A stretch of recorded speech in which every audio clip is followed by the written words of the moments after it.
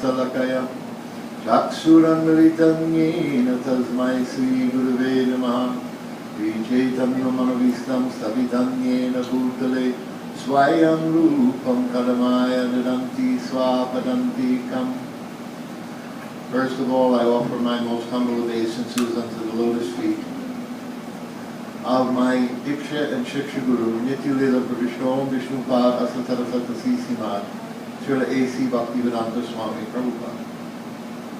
Then I offer my humble obeisances unto the lotus feet of my Shiksha and Sannyas Guru, Nityalila Pravishno Vishnupad Asatarasata Sisimad, Srila Bhaktivedanta Narayan Goswami Maharaj. Then I offer my humble obeisances unto the lotus feet of the Sri Rupa Nuga Guru Varga, Srila Bhakti Pragyan Keshav Goswami Maharaj, Srila Bhakti Siddhanta Saraswati Goswami Thakur Prabhupada, Srila Bhakti Vinod. And I offer my humble obeisances unto all the Vaishnavas and Vaishnavis who are present here today. Dandavat Pranam. So, on the first day, we discussed Advaigyan Paratattva. Means understanding the non-dual substance. It's three phases. Advai. Advai means non-dual substance. So we discussed this non-dual substance and how it is the source of everything, and it comes in three features. And what are the three primary points about Advaigyan Paratattva? Three primary points I made. Gurudev makes these 3 points about Advaigyan Paratattva. Who can remember it? Nothing is. Well, what's the first one? First one is nothing is separate from Krishna. Nothing is equal to Krishna. Nothing is superior to Krishna. Correct. These are the 3 points Srila Gurudev made in Badger. This is the sum and substance. First, he asked Sundar Gopal to speak. Sundar Gopal explained this point about nothing is separate from Krishna. And he made him repeat it. He said it, and then he said, repeat it again, that everyone should hear it.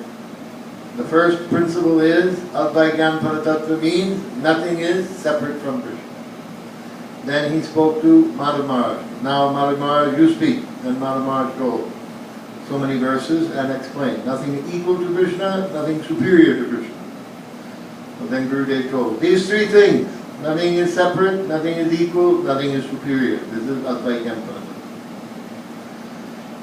But in Rasa Tattva, who is superior? Srimati Radha. Yes. And Radha is superior. Okay. Then yesterday we spoke about Guru Tattva.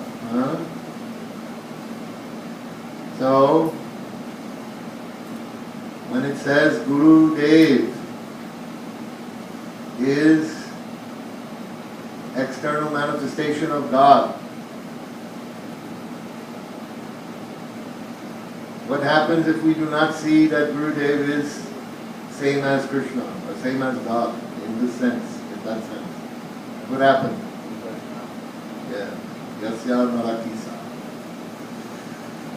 Archa Vishnav Shila Dear Gurushu Nara. Gurushu Nara.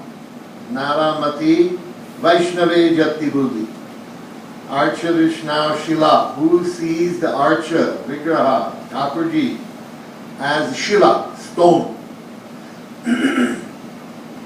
Guru Shu Naramati. Who sees the Guru as Nara, ordinary human being?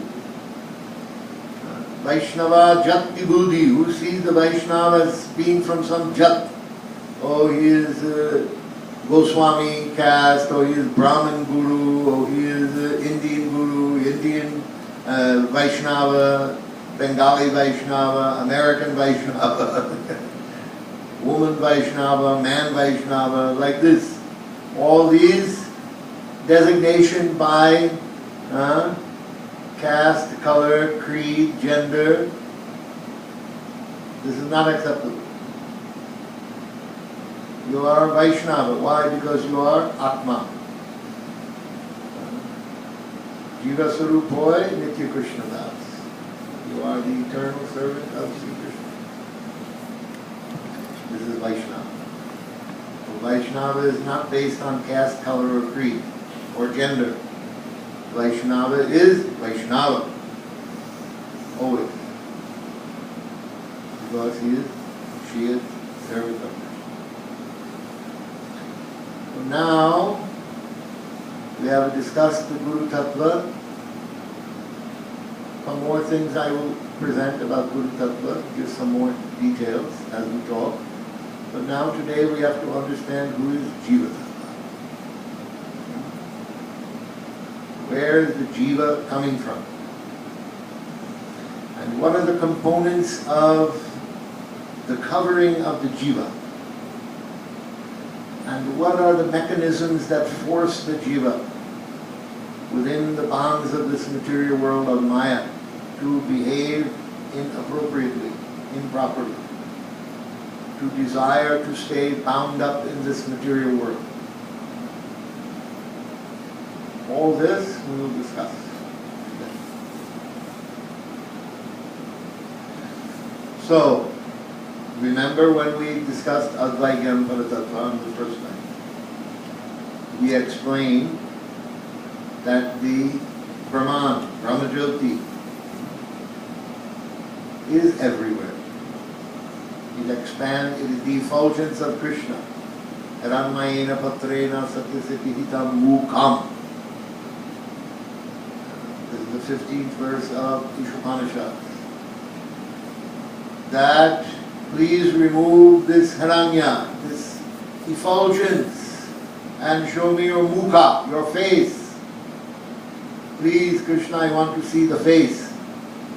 That which is behind the effulgence, that which is the source of the effulgence. We also read in Brihad Naradiya Purana when Lord Brahma is doing Sat Chakra Yoga and meditating in the Kundalini of the different chakras.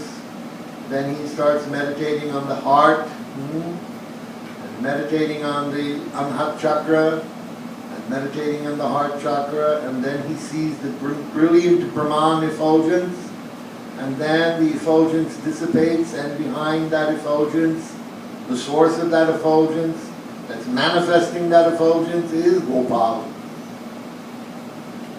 Krishna has cowered. This we discussed in Advaita Paratattva, these two quotes. And Krishna himself says in Gita, Brahmano hi pratishtaham. I am the foundation of Brahman. Brahman is resting upon me. Therefore Arjuna addresses Krishna in 11th chapter, Param Brahma, you are the Param Brahman. And the principle of Advaita Paratattva is Vidanti tat tattva vidam tattvam yad jnanam advayam. Who are Vedantists, who know the truth about this Advaita, the knowledge of Advaita Paratattva, who knows this truth of the non-dual substance, knows Brahmeti, Paramatmeti, Bhagavaneti. There are three aspects to the non-dual substance: Brahman, Paramatma, and Bhagavan.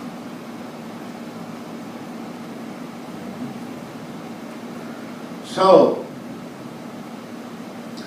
what is this Brahman? Brahman effulgence, the effulgence of Krishna. And what is, Prabhupada says something very important in the Ishopanishads.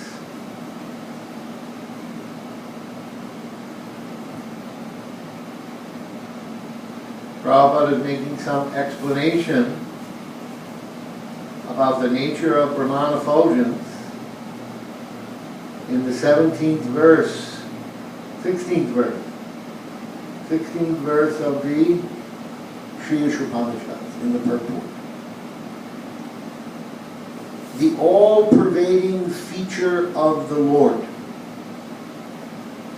which exists in all circumstances of waking and sleeping, meaning in realized consciousness and in maya, or illusion, as well as in potential states, and from which the Jiva Shakti, living force, is generated as both conditioned and liberated souls,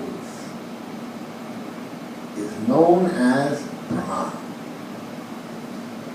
Here he is making it very clear that inside the Brahman, within the Brahman, there is the living entities, jivas, who are both conditioned and liberated souls, come from this Brahma-jyoti. In the 17th chapter, in the purport, he says, as we have learned from the previous mantras, the Brahma-jyoti emanating from the transcendental body of the Lord is full of spiritual sparks that are individual entities with the full sense of existence. So, these two statements by Prabhupada in the purports to verse 16 and 17 establish that the jivas are sparks within the Brahma-jyoti. Just like we have sun in one place. And emanating from the sun is sunshine. If I would say, open the window, open the curtain, bring the sun in the room, doesn't mean the sun planet comes. It means sunshine. So the sunshine, this is the Brahma-jyoti. Krishna is the sun, and Brahma-jyoti is the effulgence coming from Krishna. And within those sun rays, there are many sparks of light, atomic particles of light. Those atomic particles of light are the jivas. So, Srila Bhaktivinoda Thakur explains that when Lord Balaram, who's manifest from the right side of Krishna, this is in the 14th or 15th chapter of Jiva Dharma. So Lord Balaram is creating or manifesting Goloka and all the paraphernalia in Goloka and everything in Goloka for Krishna's pleasure. He takes the jivas and places them inside Goloka, who are the Nitya Siddha, eternal parikars. Where those jivas come from Brahman.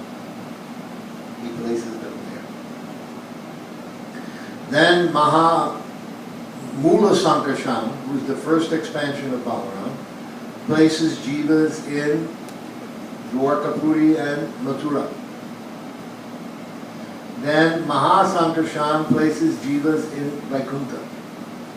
These are all the liberated jivas, what Prabhupada talks about in 16th verse. Okay? So all of this is situated on the Brahman. Goloka, Navadvip, Puri, Mathura, Dwarka, Ayodhya, Vaikuntha, it is all resting on the Brahma-jyoti. And then, from Krishna's left side, Radharani expands to Ramadevi, and Ramadevi casts a shadow on a portion of the Brahma-jyoti. That shadow is Pradhan, the undifferentiated material substance. Jad, inert, dead matter, with no life. And this is considered to be, this shadow, this chaya, is Durga, or the female generative organ. So this is Chaya. This is Durga. This is also resting on Brahman. Then in between the material and spiritual, that Karnadak ocean or Viraja river, it is lying there. That Karnadak ocean,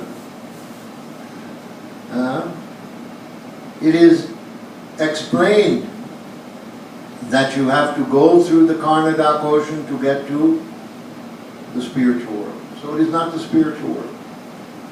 It is explained that the Karnadak ocean never touches the material world. So it's not the material world. It is not the spiritual world, it is not the material world. What is it? Tatashta. The region in the middle. The line between the two.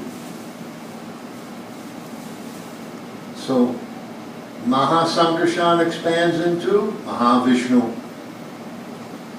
Mahavishnu then glances on this pradhan, this shadow, this material universe.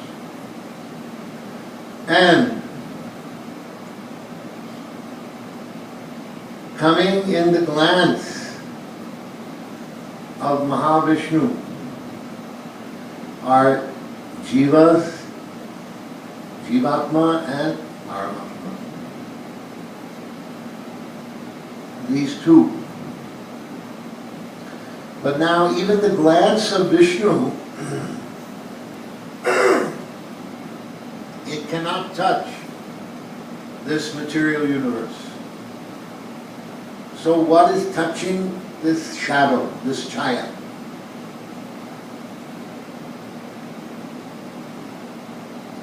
What is touching the shadow or the Chaya is Sadashiv.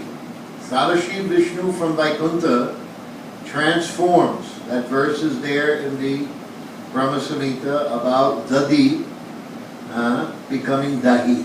Milk becomes yogurt. So, this Sadashiv Vishnu becomes Shambhu, Shiva. And this is a halo that is around the glance of Mahavishnu. And that form of Shambhu, that halo, is known to be the lingam, or the male generative organ. So the first act of creation is a conjugal relation between Shambhu and Shakti. The greatest devotees. What is Shambhu? Vaishnavanam yatha Shambhu. He is the greatest Vaishnava. And what is Durga? Durga is the greatest devotee of Krishna because she is keeping everyone in Maya, in illusion, under the direction of Krishna. This is her service, to keep us in illusion. We should become such good servants like Maya. So, they are both great Vaishnavas, great devotees, transcendental personalities. They are not mundane personalities.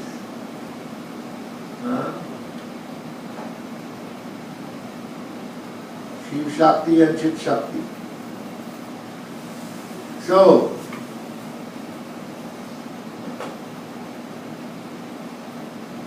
this glance touches the pradhan, the shadow, and impregnates the pradhan with Jivatma and Paramatma. Jivatma and Paramatma. In the beginning, Jivatma has no influence. He is only sitting there, waiting to become active. Paramatma is the first one who is active. Paramatma enters into every atom and in between every atom. This is the primary creation. So now the pradhan is able to animate, because without Paramatma in every atom and in between every atom, how can the atoms become animate? How can they form into different shapes? So now the first thing is, it starts to evolve. First, Hiranmaya, it shows effulgence. In other words, it becomes full of light, because now the presence of Paramatma and Jivatma is there. So the pradhan becomes Hiranmaya. It becomes effulgent by the presence of the Divine Spirit. Then it evolves into the different separate energies. The first one is Vasudeva, consciousness, pure consciousness, uncontaminated consciousness, Shuddha Sattva. Then the second is Chitta, which is mixed with Tamas, Rajas and Sattva. So this is called Ahankar. Pure consciousness mixed with the modes of nature, contaminated by the modes of nature, is Ahankar, false ego. I am this material body. Then the Ahankar, predominated by Sattva Gun, manifests the mind. Ahankar, predominated by Rajagun, manifests the intelligence. And then Ahankar, predominated by Tamagun, will produce material sound.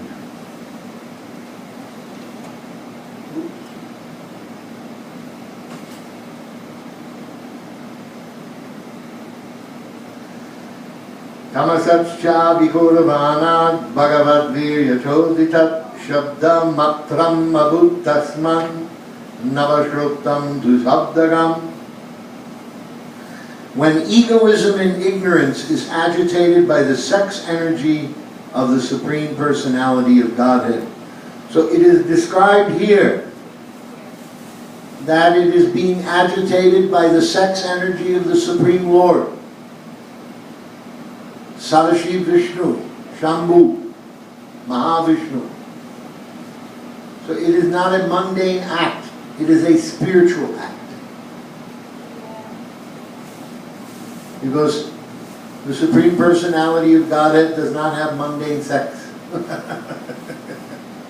He has only Madhurya Ras. So this is a form of Madhurya Ras.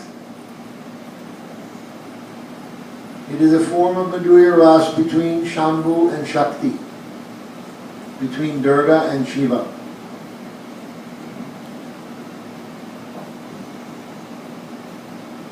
From this comes the subtle element of sound.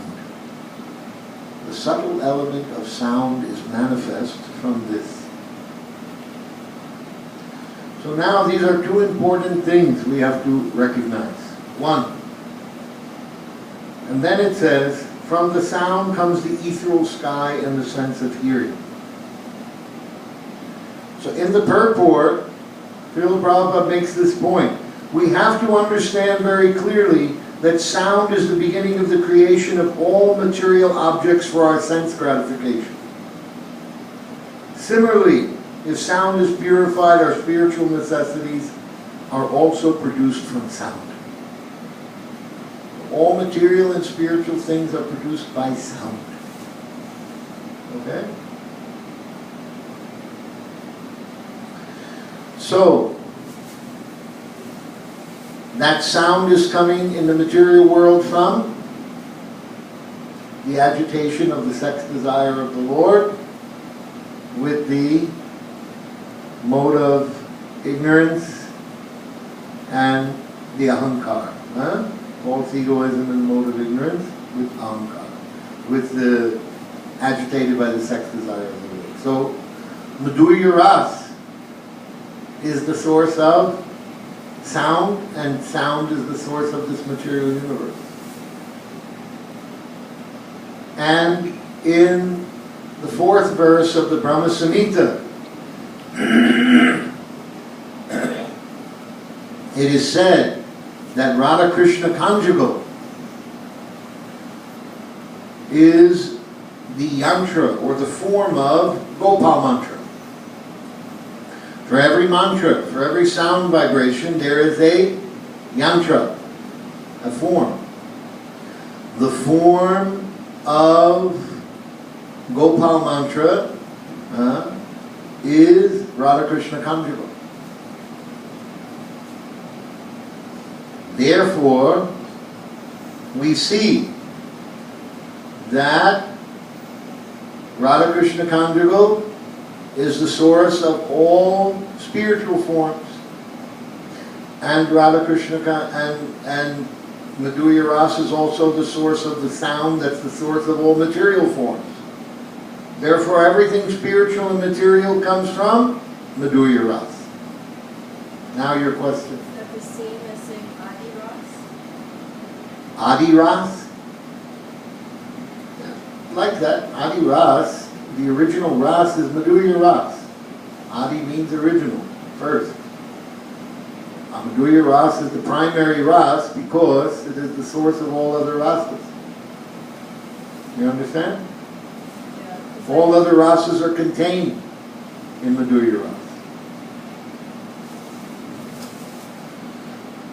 So, do you understand this point? It's a very important point. Now, he's also saying that he said, similarly, if sound is purified, our spiritual necessities are also produced from sound. We have to understand very clearly that sound is the beginning of the creation of all material objects of our sense gratification. So everything in the spiritual world and everything in the material world, all forms. Even Vishwanath Chakravarti Thakur says in the purport to the 15th chapter of the to the purport of the 15th verse of the 8th chapter of the 10th canto. 10th canto, 8th chapter, verse number 15. That Krishna's body, which is composed of mantras. So this is simultaneous.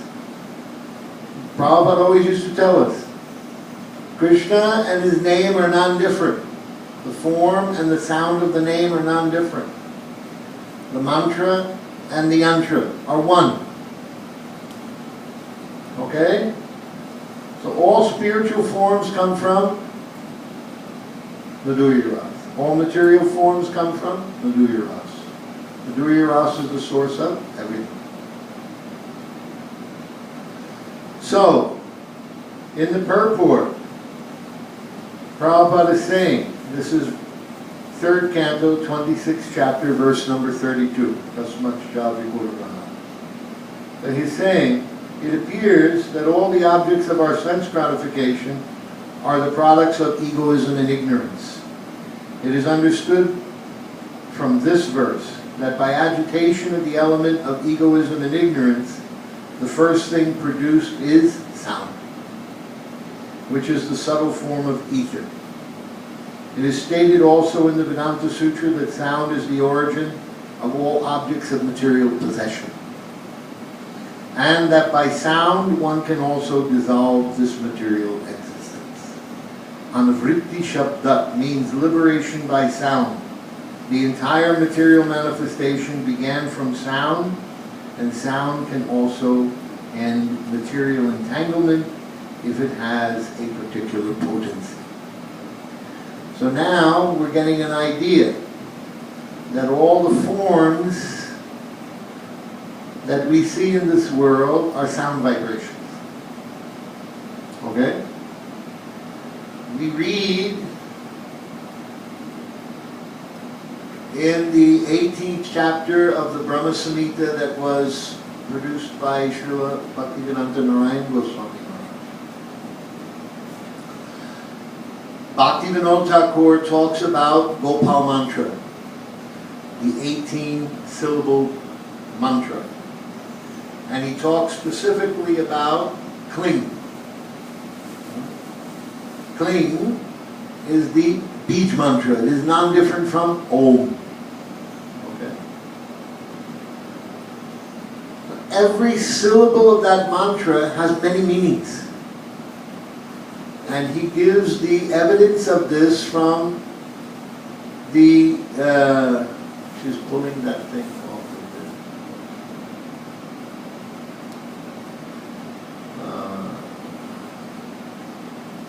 there. He gives the evidence from the Sattvic Tantras. I think it is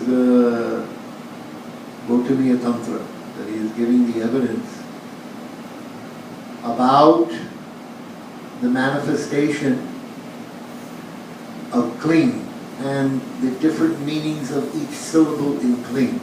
Cling. Ka, la, I, anuswar, bindu. You know anuswar, bindu means this half moon and dot. Okay? Anuswar, bindu, bindu is this dot. Anuswar, bindu.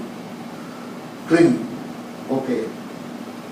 So he gives the four different explanations of cling. Ka means Krishna's face, head, neck, okay, and the features of the face. Then La means the torso and arms.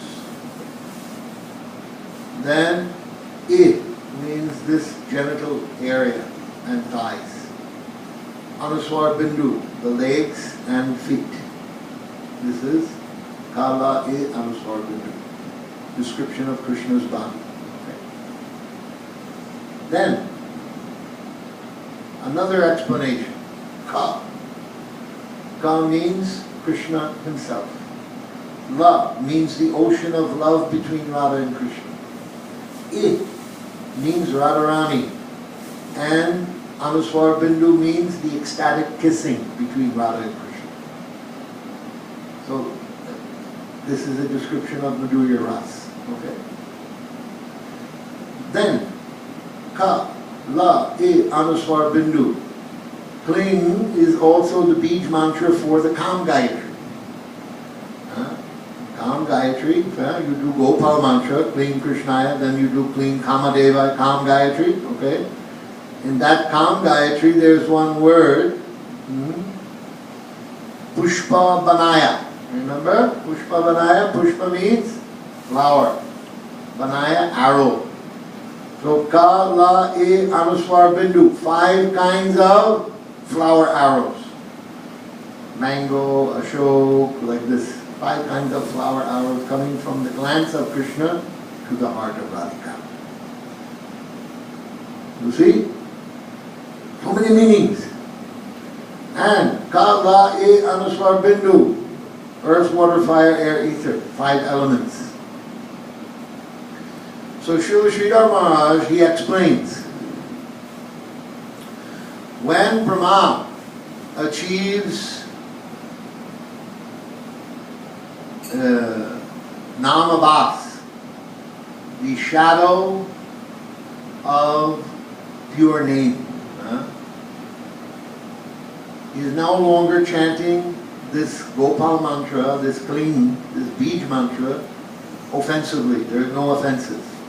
But it's not yet Shuddh Nam, but it is Abhas, a dim reflection of pure name. In this state of consciousness, he realizes the depth of all of the Bij mantra, of the entire Kling mantra, and all of the different mantras and sound vibrations that are in every syllable. So, the 5 elements in the 5 syllables, and for each syllable, there are many mantras inside for manipulating those elements into different forms. So Brahma realizes all these mantras. Then he initiates Vishvakarma. Then Vishvakarma begins to engineer the construction of the entire universe based on these mantras that he receives from Brahma.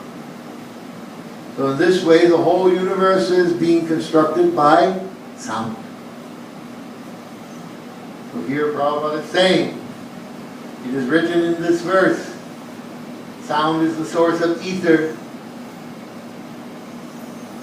and ether is the source of air, water, fire, water, earth, and all of these, the objects of our sense gratification in this world, are constructed by sound.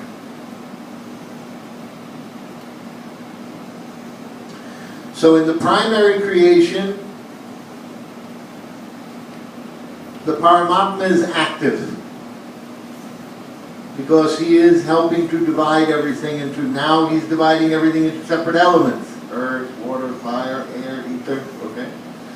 Then he is the underlying force that creates cohesion for all of the elements to manifest different forms. This is earth elements, which have been made into a chair. Some of it is metal, raw materials from the earth. Some of it is plastics, which comes from oil from the earth. So this has been the ability to construct this form and to continue to manifest this form, this shape,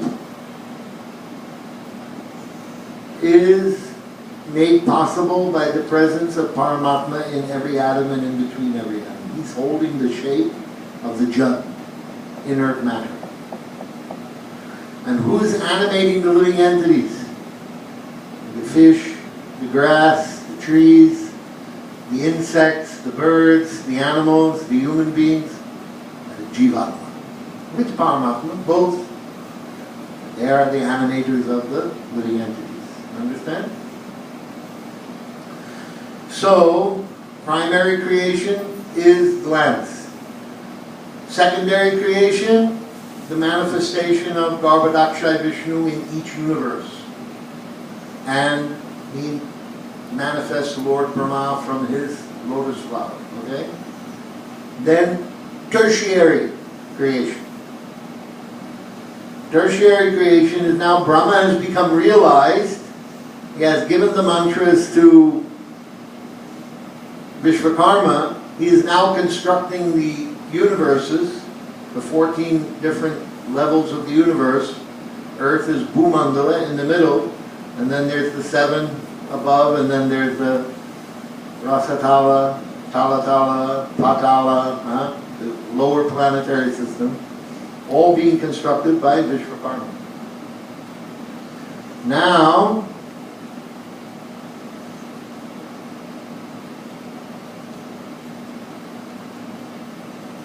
the Jiva. Now the Jiva is going to be placed into different bodies according to their desires. But what is the first covering? Tasarja Chaya Vyavidyam Panchaparvam Parvanam Panchaparvanam Agrata Tamishram Anda Tamishram Tamo Moho Mahatama. This is Srimad Bhagavatam, 3rd canto, 20th chapter, verse number 18. Sasarja Chaya Ya Vidyam Panchaparvanam Agrada Tamishram Anda Tamishram Tamo Moho Mahatama. First of all, Brahma created from his shadow the coverings of ignorance of the conditioned souls. There's 5 coverings. They are 5 in number. They are called Tamishra, Anda Tamishra, Tamas, Moha, and Mahamoha. So now he's going to describe the 5 kinds of ignorance. The purport.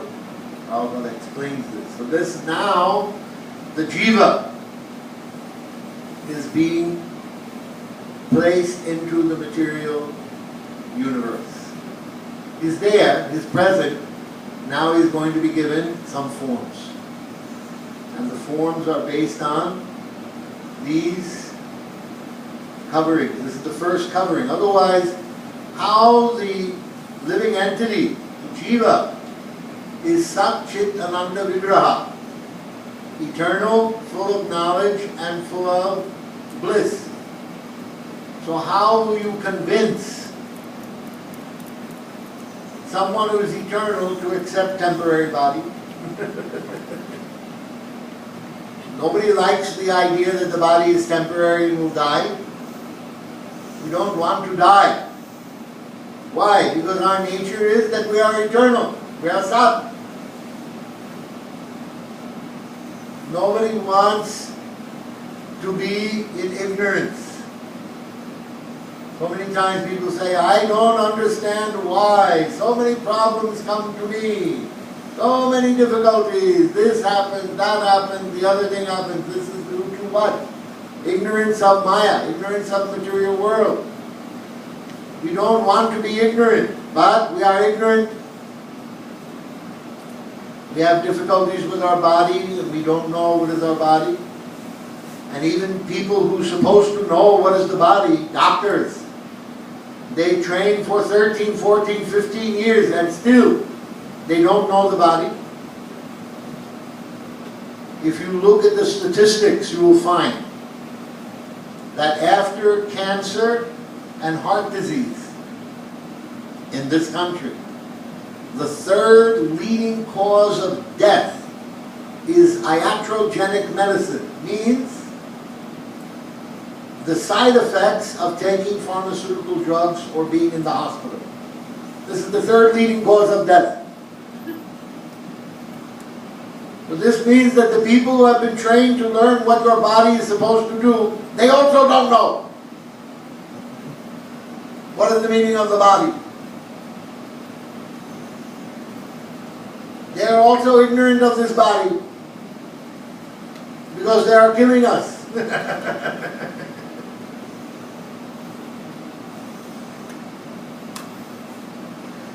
So, that is ignorance. Achit, not chit. Chit means knowledge, all knowledge. So this body is achit, it is ignorant. Bhakti Vinod Thakur says, this body is a lump of ignorance.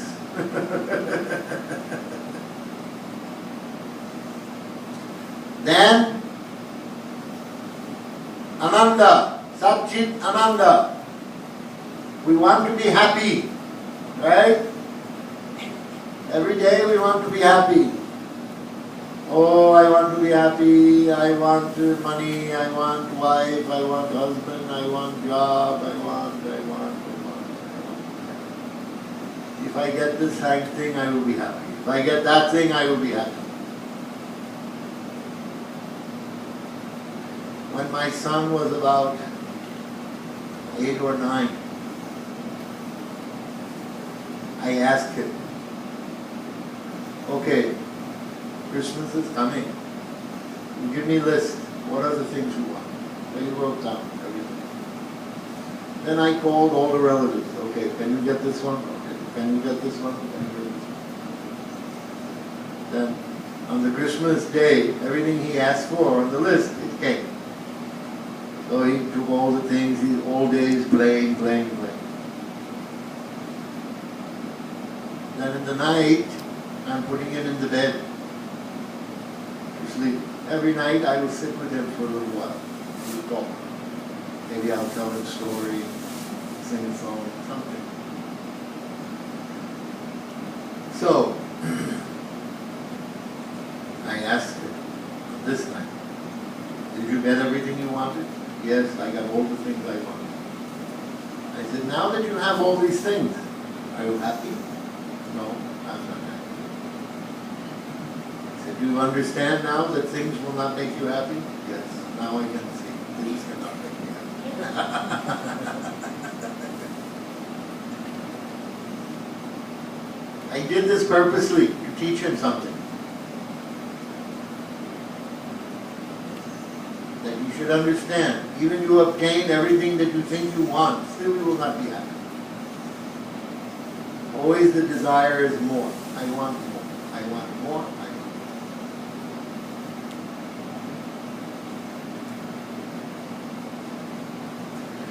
So, that which is Satchidananda, full of knowledge, full of bliss, and full of eternality, can never be happy in this material body. So in order to convince us to accept a material body, first we are covered with 5 forms of ignorance. We have to become ignorant 5 times. Then we can accept this body. Yes? You don't know? Right, yeah. So Prabhupada says, the conditioned souls are living entities who come in the material world to enjoy sense gratification are covered in the beginning by 5 different conditions. The first condition is the covering of tamishra, or anger. Constitutionally, each and every living entity has minute independence. It is misuse of that minute independence for the conditioned soul to think that he can also enjoy like the Supreme Lord, or to think, why shall I not be a free enjoyer like the Supreme Lord? This forgetfulness of his constitutional position is due to anger or envy. So Prabhupada is explaining this is envy. Okay? So what is the envy?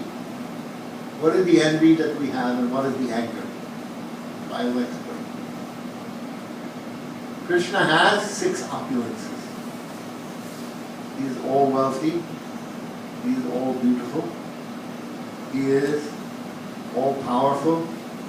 He has all knowledge and wisdom. He has all fame. And he is all renunciation.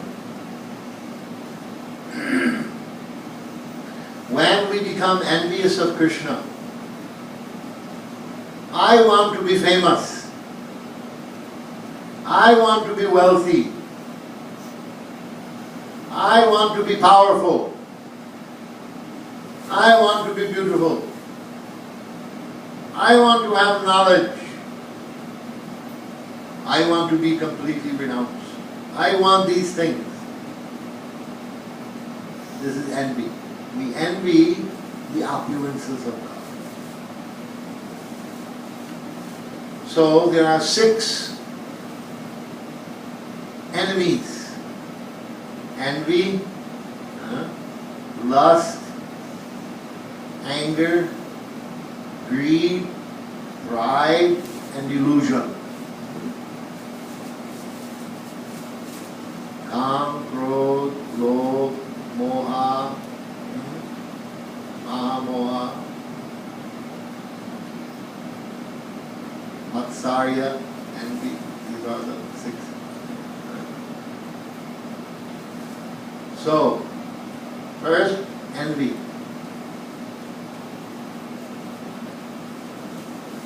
This envy gives rise to lust, desire, I want, greed, I want to control, covetousness.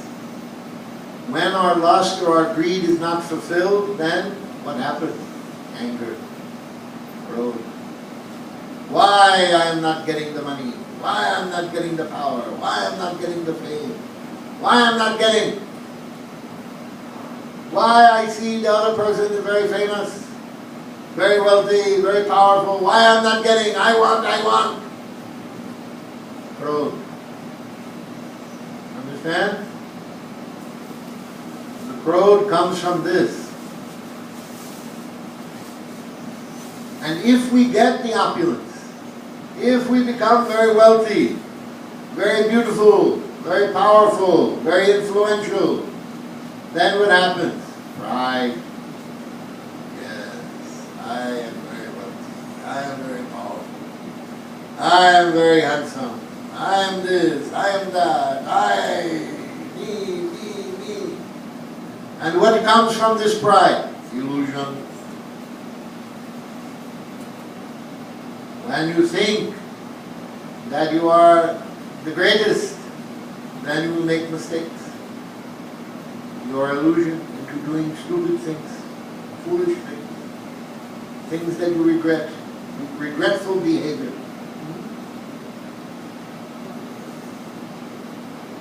I see some people smiling because they are familiar with this experience. Huh?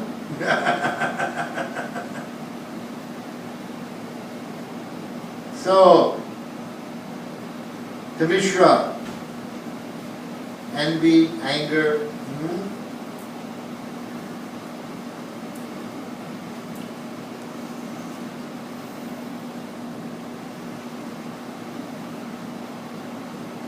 The living entity, being eternally part and parcel servitor of the Supreme Lord, can never by constitution be an equal enjoyer with the Lord. When he forgets this, however, and tries to be one with him, his condition is called Tamishra. Even in the field of spiritual realization, this Tamishra mentality of the living entity is hard to overcome. Even in spiritual realization. Why? Because that time the living entity is thinking, I will be what? I will be God. I will become one with God. I will become God. I will be as powerful as God. So even in the field of spiritual realization, this Tamishra mentality of the living entity is hard to overcome. In trying to get out of the entanglement of material life, there are many who want to be one with the Supreme. Even in their transcendental activities, this lower grade mentality of Tamishra continues. Tamishra, Anda Tamishra, involves considering death to be the ultimate end. In the end, I will die, so everything will be finished. Death is the ultimate end. The atheists generally think that the body is the self and that everything is therefore ended with the end of the body. Thus, they want to enjoy material life as far as possible during the existence of the body. Someone told me a very funny joke about this atheist. One man, he's an atheist, complete atheist, whole life, speaking against God, very atheist. And he is a big believer in nature. So he is going in the forest to examine nature and take samples and do a science and all this. So he's walking in the forest and he's taking nature walk and he's collecting items and this and that. Suddenly he hears a big noise, he turns around, it is a bear. So the bear starts chasing him, he's running, the bear, bear's coming up. Finally, the bear catches up with him, knocks him on the ground, and he's going to eat him. Then the man shouts out, "Oh God!" Then suddenly everything stopped. Everything stopped. Bear's frozen, time is frozen, everything's frozen. Then he hears the voice of God. Now you're calling me? Now you're calling my name now. I didn't know what to do. I'm in this condition, I didn't know what to do. Do you expect me to save you? You spent your whole life denying my existence. Now do you expect me to save you? I don't. What can I say? All right, if you can't save me, can you do me one favor? Okay. Can you make the bear a Christian? You want me to make the bear a Christian? Yeah. Okay. I will make the bear a Christian. Then he makes the bear a Christian, then everything begins again. Then the bear looks down at the man, he smiles, he puts his paws together and he says, "Bless us, O Lord, for these thy gifts which we are about to receive through thy bounty." He says a prayer before he eats it.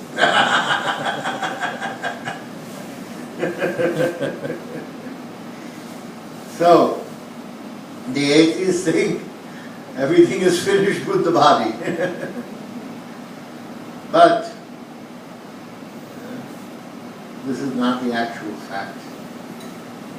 Their theory is, as long as you live, you should live prosperously. Never mind whether you commit all kinds of so-called sins. You must eat sumptuously, beg, borrow, and steal.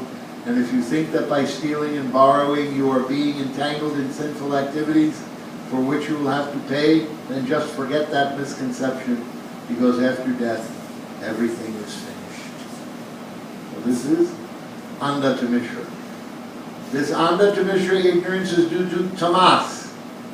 The condition of not knowing anything about the spirit soul is called tamas. The material world is also generally called tamas because 99% of its living entities are ignorant of the identity as a soul. Although everyone is thinking that he is this body, he has no information of the spiritual soul. Almost everyone is thinking that he is this body and he has no information of the spiritual soul. Guided by this misconception, one always thinks, this is my body and anything in relationship with this body is mine. For such misguided living entities, sex life is the background of material existence. Actually, the conditioned souls in ignorance in this material world are simply guided by sex life. And as soon as they get the opportunity for sex life, they become attached to so-called increase. So-called home, motherland, children, wealth, and opulence. As these attachments increase, moha, or the illusion of the bodily concept of life, increases, and thus the idea that I am this body and everything belongs to this body is mine also increases, and as the whole world is put into this moha, then sectarian societies, families, and nationalities are created, and they fight with one another. Mahamoha means to be mad after material enjoyment. So this is the 5 kinds of ignorance. The 5 kinds of ignorance cover the soul. Tamishra, Anda Tamishra, Tamas, Moha, Mahamoha. And besides this ignorance is also ahankar, false ego. Also material mind. Also material intelligence. These manifest what's called shukshma sarir, subtle body. And that subtle body lies like a sheet within inside this gross physical body, made of earth, water, fire, air, and ether. And the connection between the gross physical body and the subtle body is the chakras. Muladhara chakra, then Swanishtidhara chakra, then Manipur chakra, then Anhat chakra, then Vishuddha chakra, then Ajna chakra, then Sahasrara chakra. These chakras, they're like cords, like ropes that connect the subtle and the gross body. And the chakras act on both, on subtle and gross. Besides this, there is an ethereal body, which is known as the koshas. Anamoya kosh, pranamoya kosh, jnanamoya kosh, vijnanamoya kosh, anandamoya kosh. So all these subtle coverings are on the soul. The soul has come here to this material world due to some desire to enjoy material nature. When Mahavishnu is glancing on that pradhan, some souls are looking left, Some souls are looking right, some souls are looking Vaikuntha, Goloka. They get divine grace, they go there. Some souls look here, they think, oh, I can be Vishnu, I can be Krishna, I can be the enjoyer. They come here. So we have all come here. Now we are here. Now we have to get out from here. How we will get out from here? Only by mercy of Sadhu. Sadhu. Because we have all these coverings. How to dissolve them? 3rd canto, 25th chapter, verse 33. The process of bhakti dissolves the subtle body. You understand? The process of bhakti dissolves the subtle body. So we have to dissolve the subtle body. Now this comes into conception of sound. What is said in this verse 32? Verse 32 of this chapter. 3rd canto, 26th chapter, verse 32. What is he saying? He's saying that sound is the source of ether, and from ether comes air. Subtle sound. What is subtle sound?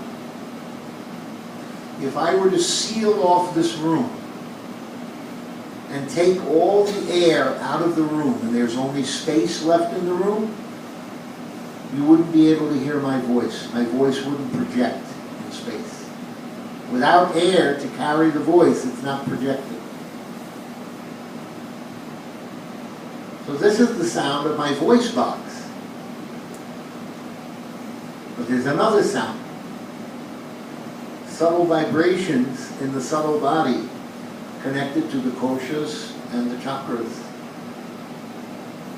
That's what this subtle sound is. The sound that it's talking about when it says that egoism and ignorance agitated by the sex desire of the Supreme Personality of Godhead produces subtle sound.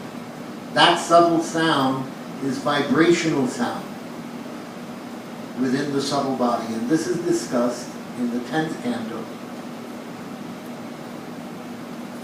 85th chapter, verse number 9. The 85th chapter of the 10th canto is the chapter of Lord Krishna instructing his father Vasudeva.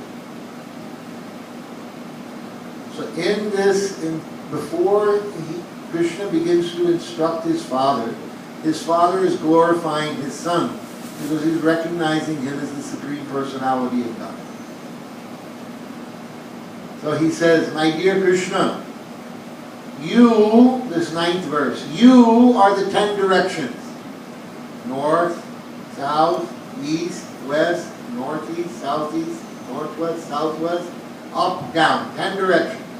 You are the 10 directions, and you are the accommodating capacity known as ether, akash, space.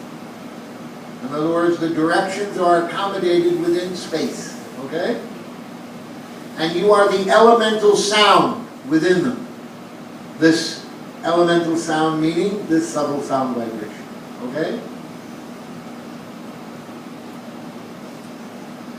You are the transcendental, you are the original transcendental sound of Omkar. That is spiritual sound. Like Om.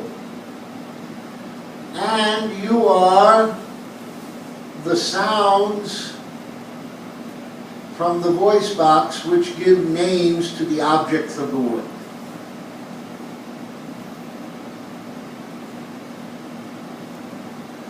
So, in the purport, Srila Vishwanath Chakravarti Thakur quotes one verse from the Rig Veda. And he says in there, learned Brahmins accept that there are 4 levels of speech or sound. 3 of them are subtle vibrations in the subtle body. 1 of them is from the voice box. So I will give you some examples, okay? a boy and a girl meet. They become attracted to each other. Oh, she looks very nice. Yes, he looks very nice. I like what I see. Then, dhyayato vishaya punsam. Dhyayato means the mind begins to meditate on that object. Oh, very nice, I like. Dhyayato vishaya punsam. Sangas teshu vijayate. By that meditation, what happens? Sangas. Attachment.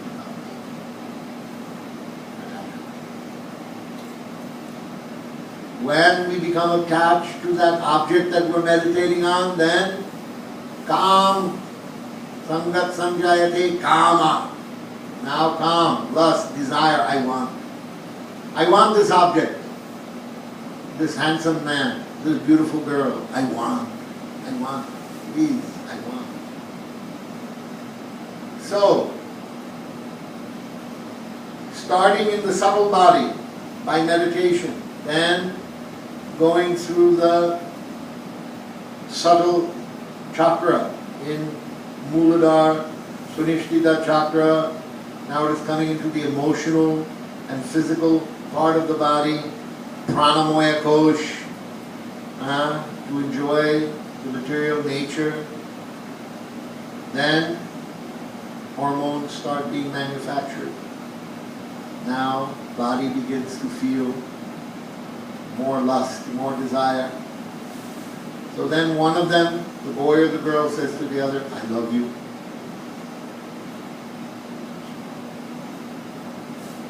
And when they hear that, I love you, then inside they become all, why? Because there is subtle vibration from that pranamoya kosh, from those chakras. From the subtle, it is going through the subtle body. That subtle vibration is being carried on the voice box. And then it goes in your ear and it touches that same portion in your body, in your subtle body, and then you feel the emotions that they are expressing. And you begin to tremble. Oh. Yes. He loves me. She loves me. Oh. Yeah? Feel it. You feel it.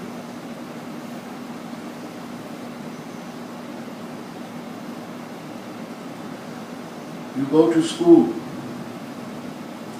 The teacher will tell you to read one chapter of the book. And then they will discuss it the next day.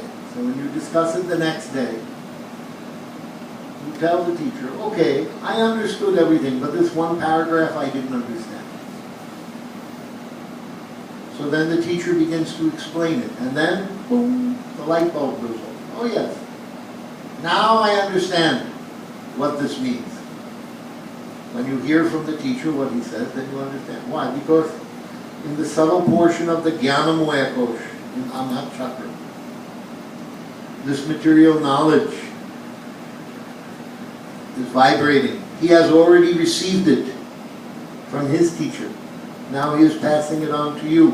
And when you hear the vibration coming on his voice box, it touches your Jnanamoya Kosh, and now that material knowledge becomes open to you. You follow?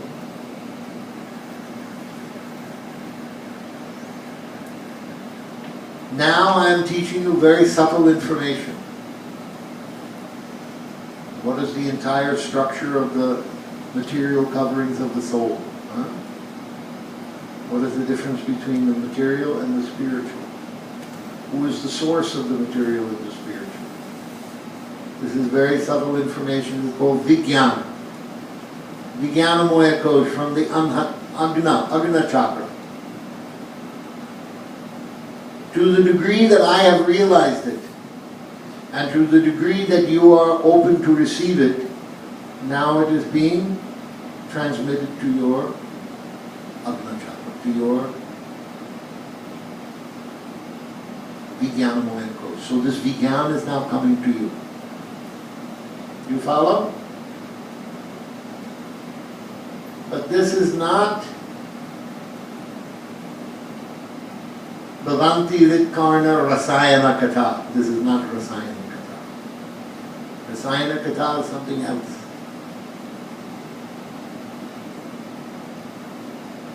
Something different. Rasayana Katha is when that Mahapurush, that liberated person who has no subtle body, speaks about the transcendental pastimes of Krishna and his associates. That person is one of the associates of Krishna. That person is experiencing all the moods of the inhabitants of Braj.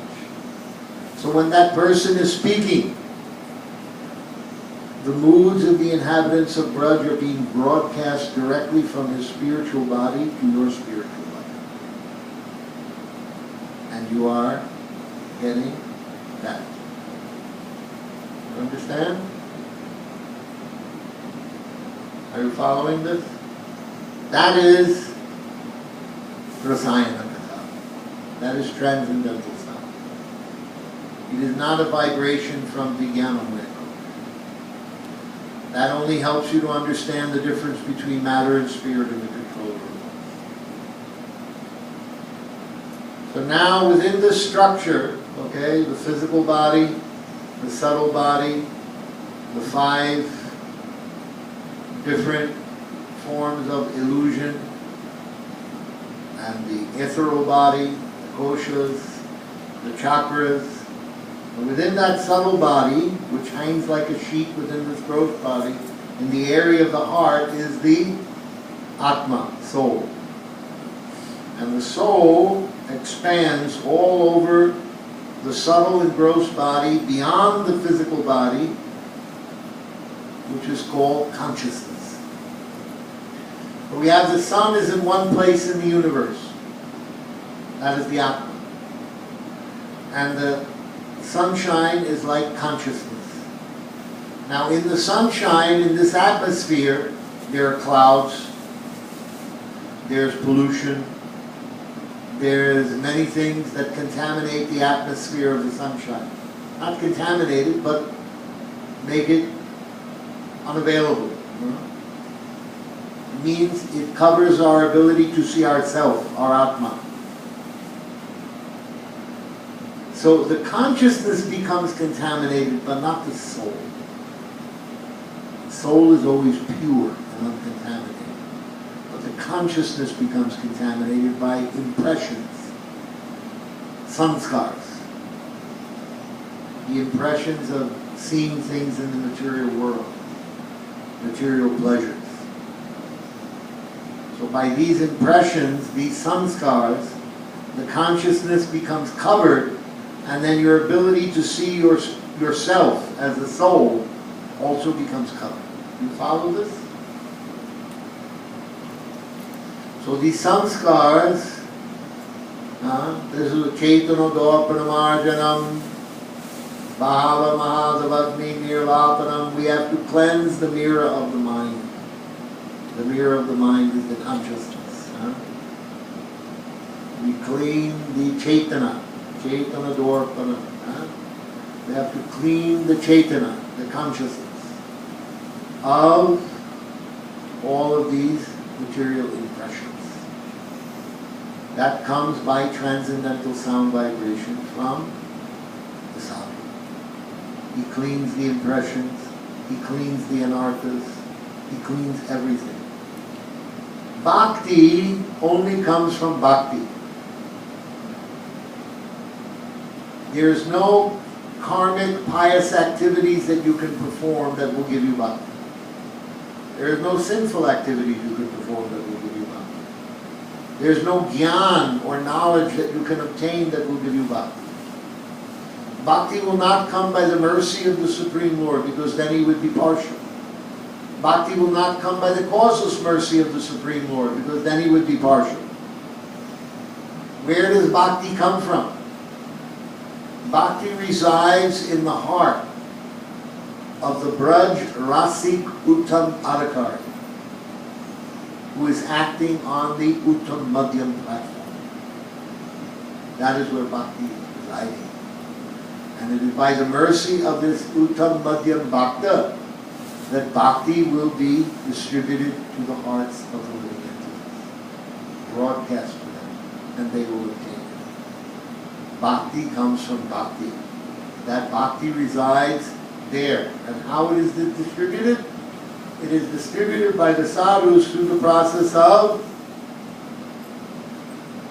the sound vibration. Transcendental sound vibration.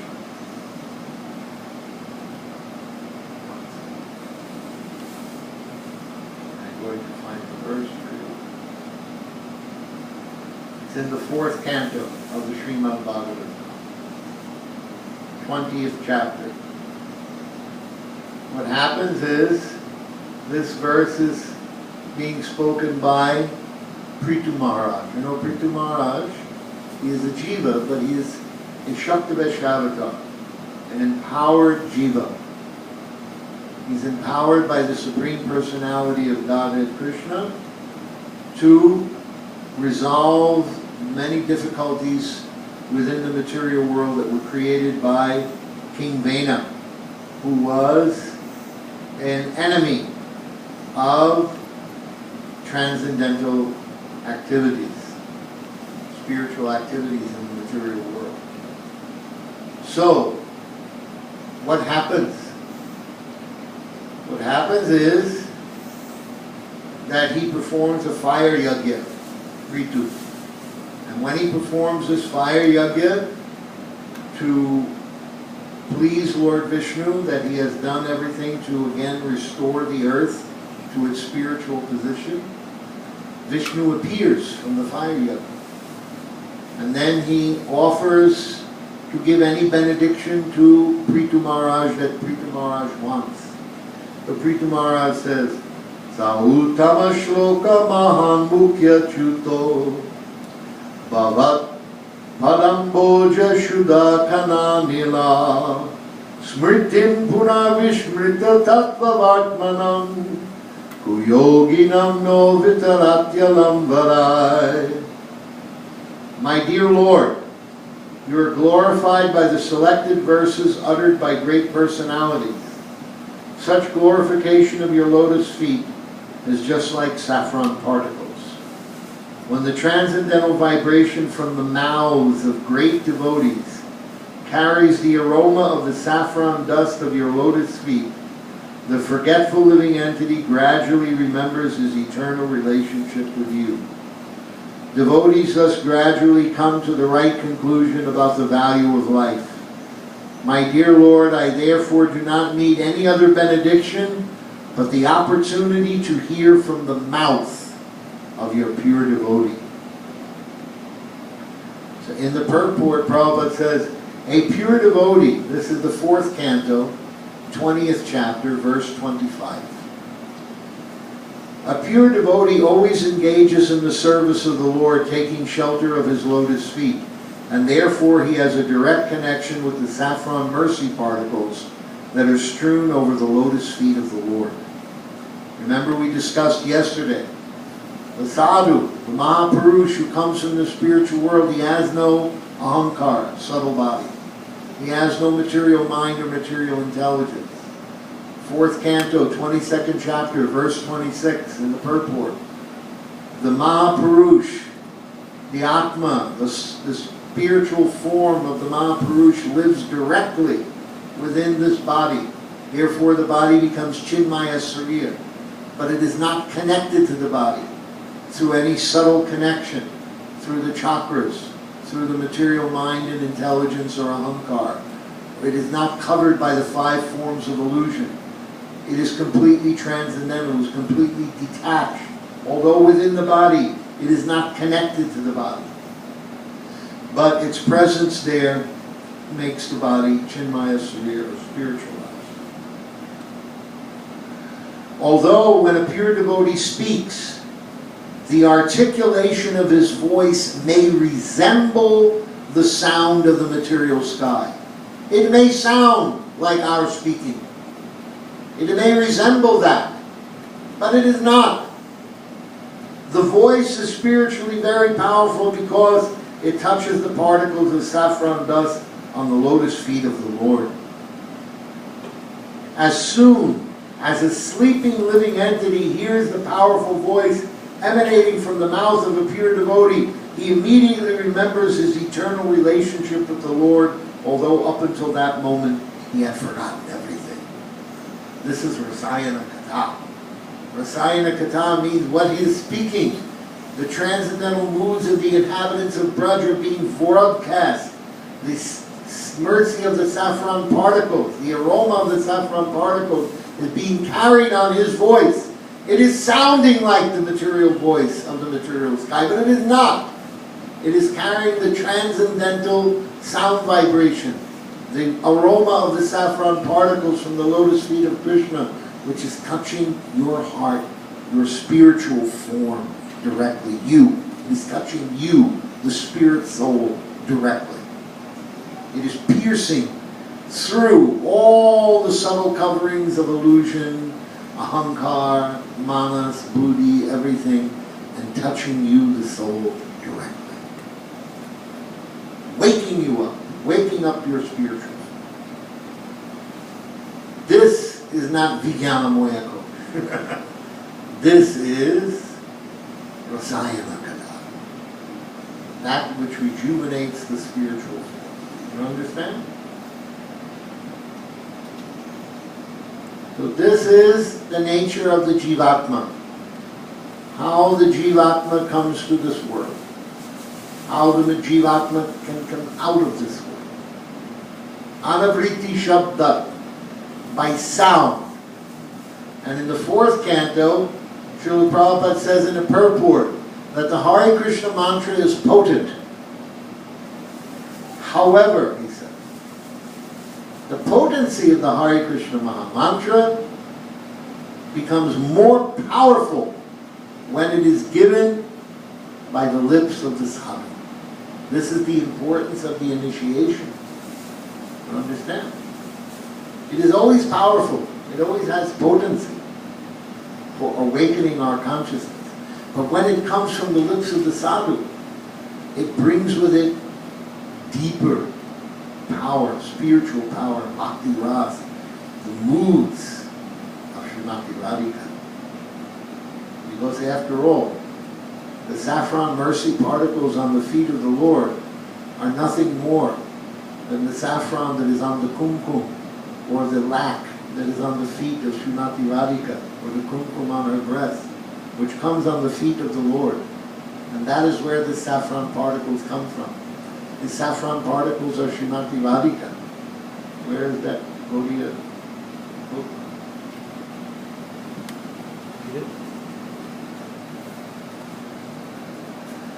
In Rupa Goswami's Radhika Astakam, he gives one verse in which he explains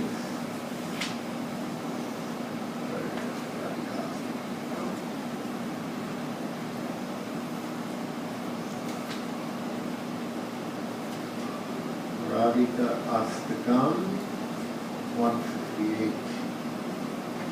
I have to remember this number, 158. In the Radhika Astakam it explains how it is.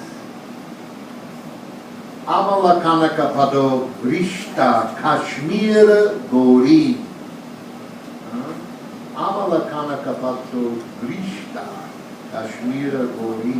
I worship that Srimati Radhika, whose fair complexion resembles Kashmira, saffron, which has been ground upon a slab of pure gold. So this saffron particles is Swarup Shakti, Srimati Radhika. And the Venu Geet, 20th chapter of 10th canto, 21st chapter of 10th. Verse number 17, it talks about the those Adivasis. these ladies who are from tribal, and how they are seeing the kumkum smeared from the feet of Krishna in the grass. They are taking it and rubbing it on their faces and breasts, and it is calming their desire to embrace Krishna. So in that verse, in the purport of that verse, Srila Vishwanath Chakravarti Thakur explains in the purport, leaving aside that this chapter is speaking about the flute. And now he wants to put that aside. Okay, this chapter is talking about the flute. But this verse, he said, this verse is talking about the lotus feet of Vrishabhanunandini Srimati Radhika. And just by the slightest association of her lotus feet, one can be elevated to the highest level of Vadan, Madanyakama. How does this Madanyakama Bhav come? Who can get it? It is only present in Radhika. So how the Jiva will get this? Only the Priyanarmasakas and Priyanarmasakis, the Manjaris, they can taste it. They taste it vicariously. When Radha is experiencing it in her relations with Krishna, they get to taste it. A portion of it. Therefore, Anarpita Charin Charat, Karunaya Kalo, that Mahaprabhu has appeared in this Kali Yuga for what purpose? Unot Ujvala Rasa Svabhakti Shriyam, to give this Unot Ujvala Rasa Svabhakti Shriyam. The Swabhakti Shriyam, or this Manjari Bhav, is the only thing that can give us this Madanyaka. So Vishwanath Chakravarti Thakur is saying that it comes from this Kashmir, from this saffron particles. And Prabhupada is giving us the hint about this because in the verse, Shuddha Kana means nectar particles. But he translates it in the word for word as nectar particles, but in the verse in the purport he says saffron particles. This indicates his deep understanding that saffron means Srimati Radhika, and saffron means this particles have come from the lotus feet of Radhika rubbing on the lotus feet of Krishna and their love play. This is how the saffron particles come there. This was confirmed by Gurudev. Okay? You understand? If the Jiva wants to get out of the mire of material life, then he must hear the transcendental sound vibrations of the lotus lips of the sadhu.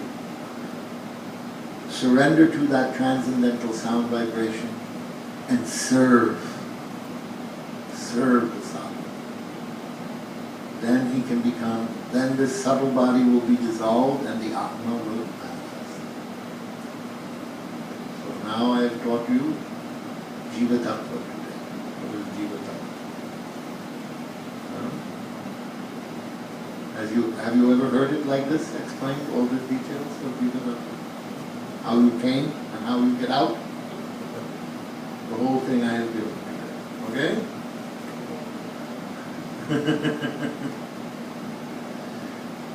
Tomorrow, Vigraha Tattva. Okay? Now we'll explain who is Vigraha. How this Thakurji is actually Krishna. He is not marble, not grass, but Krishna himself. Krishna, Radharani herself. Okay? Right, you've seen some kirtan.